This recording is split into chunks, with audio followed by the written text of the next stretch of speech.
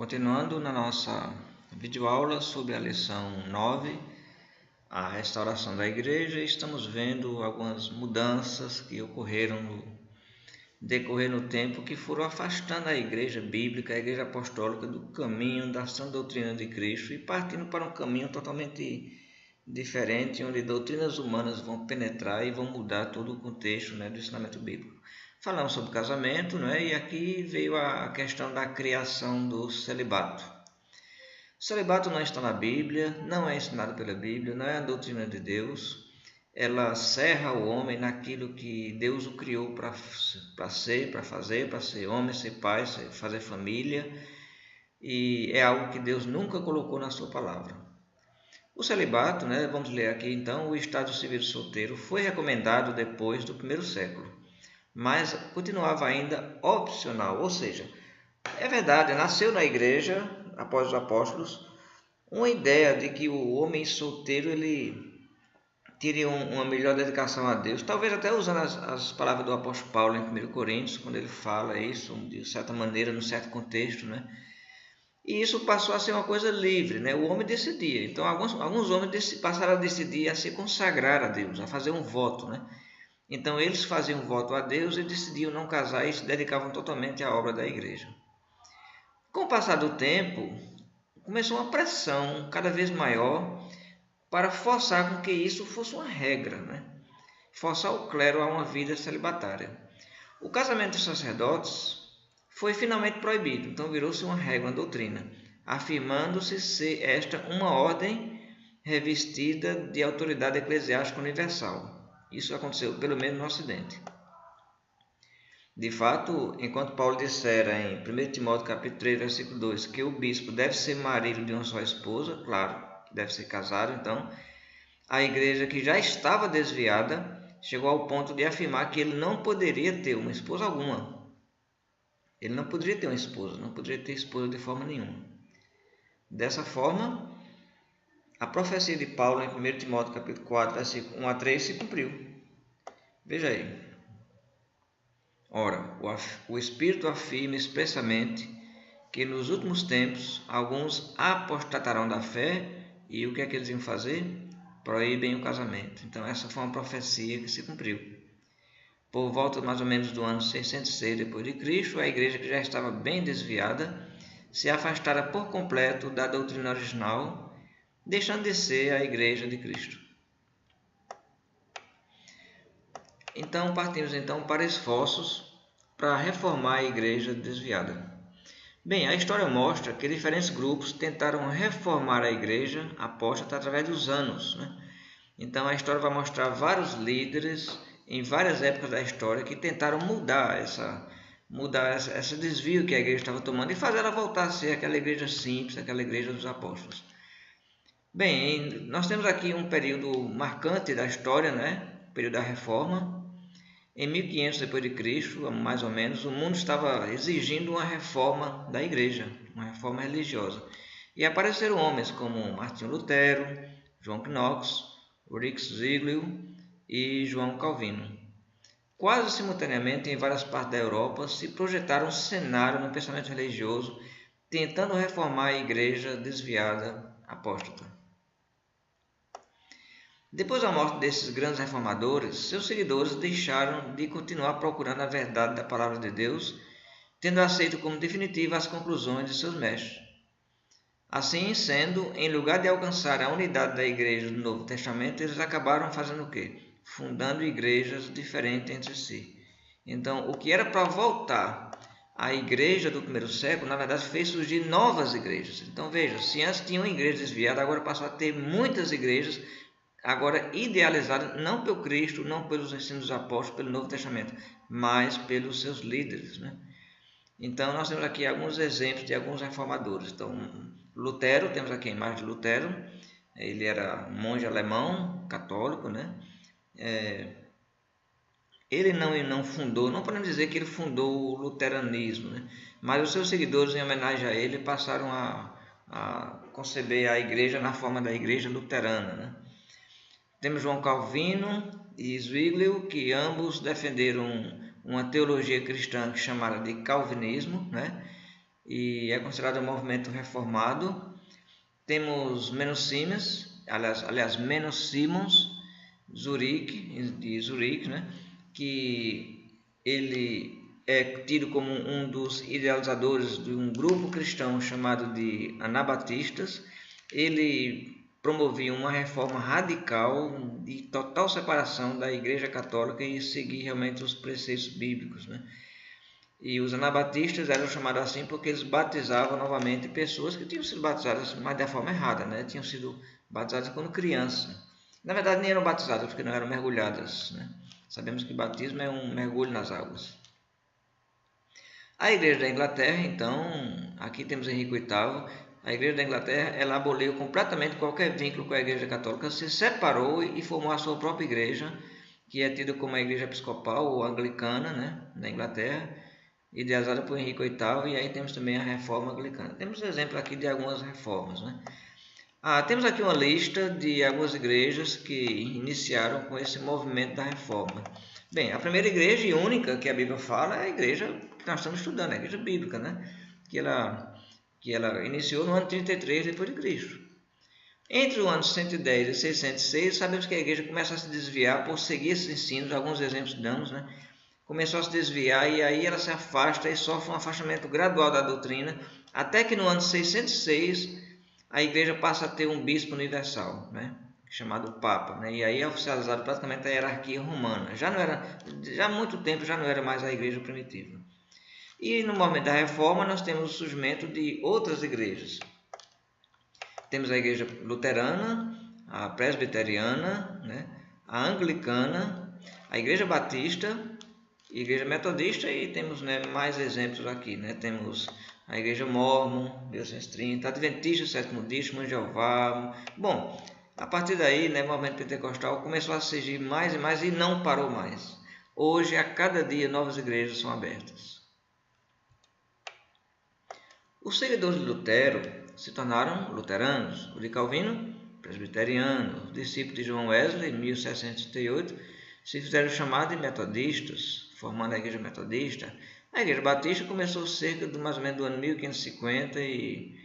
Bem, assim tem sido a história da cristandade a partir do primeiro século. Todos os anos aparecem mais e mais igrejas, provocando ainda mais confusão para os que desejam sinceramente saber qual é a igreja realmente certa. Nós temos aqui um link para você estudar mais sobre a Reforma Protestante, né, com mais detalhes, como aconteceu. Temos aqui um bom estudo sobre isso. Bem, e nós? O que vamos fazer? Vamos abrir outra igreja? Vamos começar outra igreja? Claro que não, não podemos fazer isso. É bom lembrar um ponto aqui, que eu acredito que eu já comentei, que nós temos o ponto de vista bíblico e o ponto de vista legal, da lei, da jurisdição do governo federal, certo? Do ponto de vista da lei, qualquer pessoa tem o livre direito de começar qualquer organização, quer seja ela de origem religiosa ou social. Mas falando do termo religioso, qualquer pessoa pode legalmente abrir uma igreja. Ele pode simplesmente reunir um grupo de pessoas, fazer uma ata, fazer um estatuto, levar no cartório, ter um local de reunião, definir o papel e começar uma igreja. Pode. Ele vai dar o nome à igreja, vai definir os preceitos que vai reger aquela igreja, né? Se ela vai ser uma igreja que vai seguir o ensinamento bíblico e que interpretação doutrinária eles vão aplicar. Do ponto de vista bíblico, isso não é legal. Ninguém pode começar uma nova igreja. Não pode porque a igreja já foi começada. Você pode pregar somente a Bíblia e ter uma congregação da mesma igreja. Isso sim, você pode fazer, né? Mas não se pode abrir uma igreja porque a igreja ela já foi fundada, né? Nós temos que conhecer essa igreja como estamos estudando aqui, conhecer os ensinamentos dos apóstolos e aplicar como membro da mesma igreja. Seria ótimo se houvesse apenas uma igreja, né? E se essa seguisse a Bíblia como seu único guia religioso. Pena que nós estamos nessa época, né? Essa época já houve no início. Mas isso não quer dizer que está tudo perdido. Veja bem, vamos falar aqui sobre restaurar. O que é restaurar? Restaurar é trazer alguma coisa que está de modo diferente ao seu estado original. Possuídos dessa nova ideia, homens de todas as partes do mundo estão abandonando as doutrinas humanas, de seja qualquer que seja a denominação, examinando a Bíblia, a fim de aprender qual é a vontade de Deus. E é isso que você está fazendo agora. É isso que nós estamos propondo aqui. Estamos falando de pessoas que em todo mundo estão tomando essa atitude. Isso já vem acontecendo há bastante tempo. Igrejas estão sendo restauradas, estão se tornando simplesmente a igreja. A igreja. Qual é a igreja? A igreja. Não mais que igreja. A igreja de Cristo. Não tem outra. É única. Esses homens abandonaram a ideia de reformar a religião corrupta e dedicam-se agora à restauração da igreja original, exatamente como foi dedicada, como foi edificada por Jesus. Temos aqui 2 Coríntios, vamos ver o que Paulo diz aqui. 2 Coríntios, capítulo 6, 2 Coríntios, capítulo 6, versículo 17, diz assim: Por isso, retirai-vos do meio deles, separai-vos, diz o Senhor. Não toquei em coisas impuras, e eu vos receberei. Aqui o apóstolo Paulo, está citando um texto de Isaías, mostrando a nossa separação com tudo aquilo que não está de acordo com o caminho de Deus. Então, é exatamente isso. Muitas vezes a igreja talvez já está tão diferente que não tem como. Eu tenho que me separar, eu tenho que restaurar a igreja como realmente ela deve ser e encontrar pessoas que têm esse mesmo desejo. Segundo João, a carta do apóstolo João, versículos 10 e 11. Você não tem capítulo aqui porque a carta é pequena, tem apenas um capítulo. No versículo 10 a 11 ele diz: Se alguém vem ter convosco que não traz essa doutrina aqui da Bíblia, o que é que você deve fazer? Amém, irmão? Tudo bem, vamos reunir, vamos fazer de maneira nenhuma. Não recebais em casa, nem lhes dê as boas-vindas. Já pensou? Você está vendo a gravidade da coisa aqui? Hoje as pessoas convivem com tanta liberação de doutrina e parece que é tudo tão natural, Não, os apóstolos não admitiam mudanças no ensino de Jesus. Não lhes dê as boas-vindas, não receba em casa. Por quê? Versículo 11 ele diz: Porquanto aquele que lhe dá as boas-vindas faz-se cúmplice das suas obras más. Quais eram as obras más? As obras más era a desobediência a Jesus, era ensinar o que ele não ensinou. Restaurar. Pela restauração das práticas do Novo Testamento na igreja de hoje. É possível fazer isso? Mas como será isso possível? Será que é possível a gente restaurar e termos aquela mesma igreja que havia no primeiro século? Sim, é possível. Graças a Deus é possível. Por que é possível? É possível porque nós temos o Novo Testamento. Mas cada um interpreta de um jeito? Não, mas a gente estuda, a gente lê, a gente vê claramente o que está sendo dito. Em Lucas, capítulo 8, versículos 4 a 15, Jesus conta uma parábola que eu acho que você se lembra dessa parábola, você conhece, do semeador, muito conhecida, a parábola do semeador. Semeava sementes em vários tipos de solo. Uns eram produtivos e outros não. Caíam no meio de sementes, de espinhos, de pedras. Jesus explicou a parábola dizendo: a semente é a palavra de Deus. Isso mesmo, a palavra de Deus é a semente. Pedro fala isso, 1 Pedro capítulo 1, versículo 23, chama na divina semente. Quando plantada no coração perverso, não dá nada, não nasce, Não nasce. Mas quando plantada no coração bom e sincero, ela dá fruto. A colheita é farta, Observe algumas das características da semente. A semente de maçã. Se eu plantar maçã, vamos pegar a semente de maçã e plantar num solo fértil, vai nascer o quê? Maçã, E se eu plantar melancia? Vai dar melancia. A mesma coisa, os seres vivos reproduzem segundo a sua própria espécie. Se um cachorro cruzar com um cachorro, vai nascer cachorro. Gato cruza com gato, nascem gatos. A semente de um ser humano faz surgir o quê? Outro ser humano. Não há exceções. É uma lei da natureza.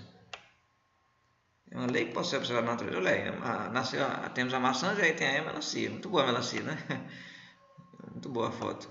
A mesma coisa o ser humano. Outra qualidade da semente é continuar reproduzindo-se de acordo com a sua própria espécie, por mais tempo que passa. Observe aqui.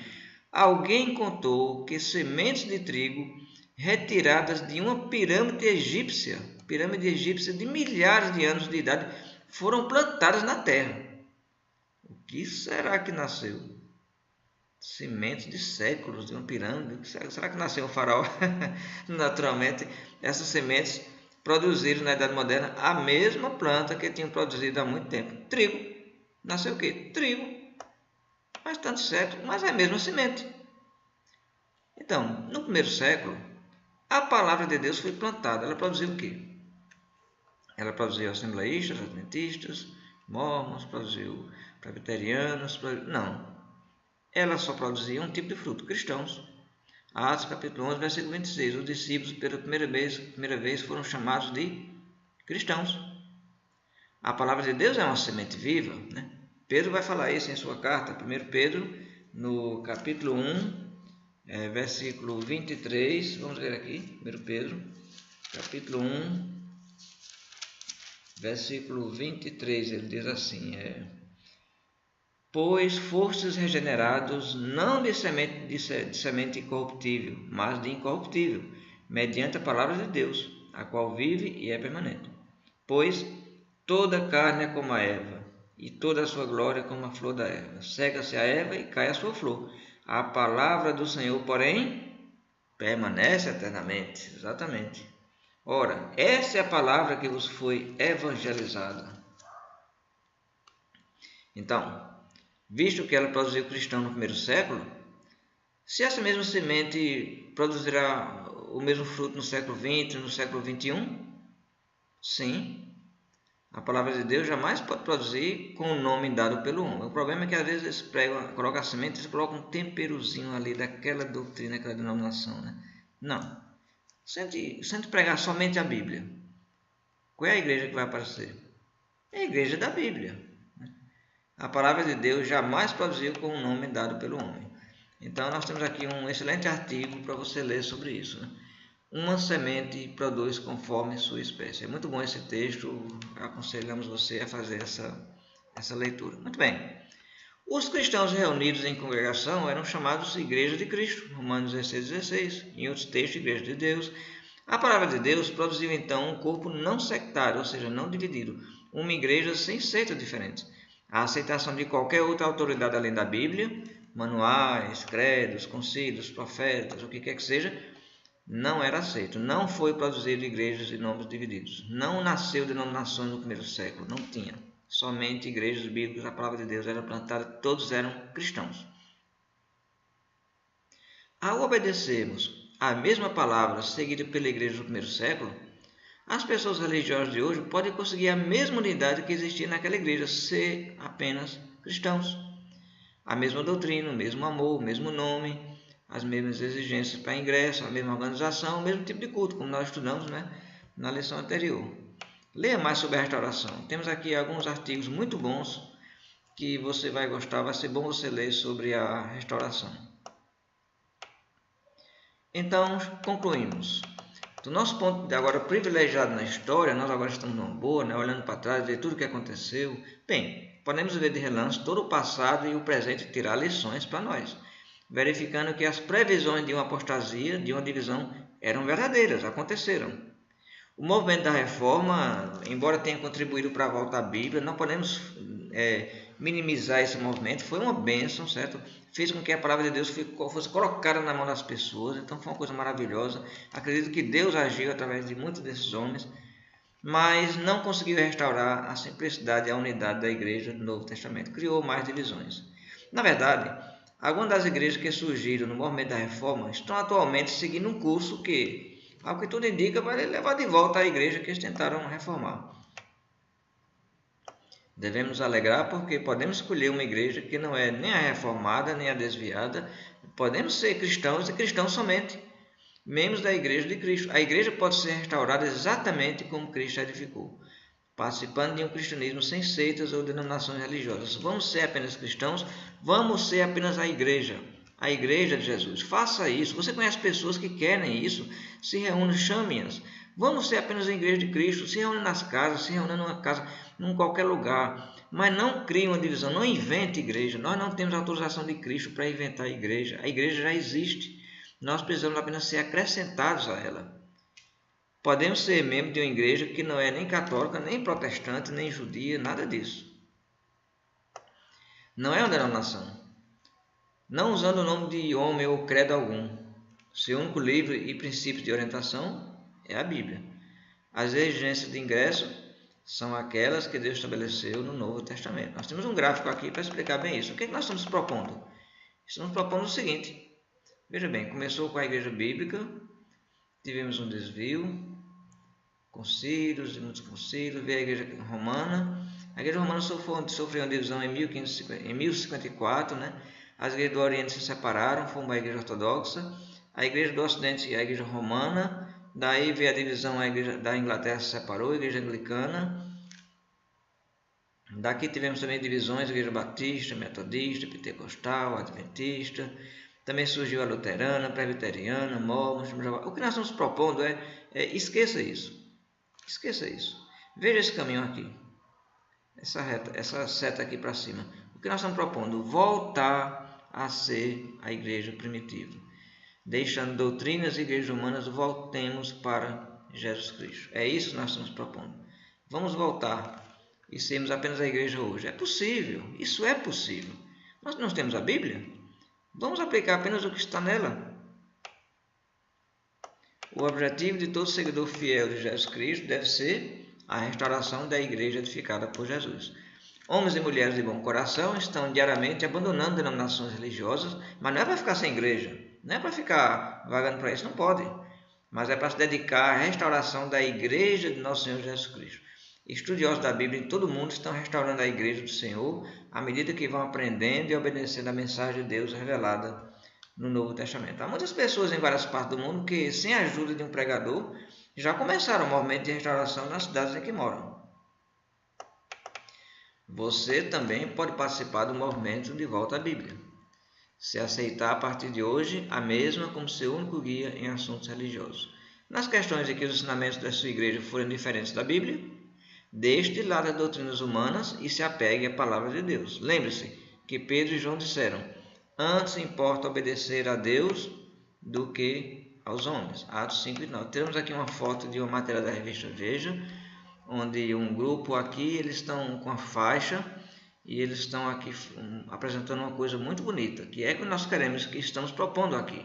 Voltemos ao evangelho puro e simples. O show tem que parar. Você sabe o que é o show, né? Muitas igrejas aí, elas não fazem mais culto a Deus, elas fazem show.